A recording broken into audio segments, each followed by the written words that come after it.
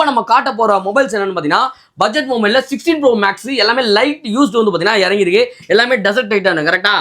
Dessert டைட்டானம் கலர்ல வந்து பாத்தீங்கன்னா இறங்கிருக்கு. இது எல்லாமே வந்து 250GB இன்பில்ட். எல்லாமே 250. நாம என்ன டிஃபரண்ட் இதுக்கு இருக்கும்? இது என்ன எவ்வளவு பேட்டரி ஹெல்த் இதுக்கு? இது பேட்டரி ஹெல்த் வந்து 93 இருக்கு. 93 என்ன ரேட் கொடுப்போம் நம்ம? 90 குத்தலாம். 90 குத்தலாம். இது 98 இருக்கு. 98 இருக்கு. இது 90 குத்தலாம். இதுவும் 90 குத்துறியா? ஏய் என்னடா இது? எல்லாமே 90 ன்னு.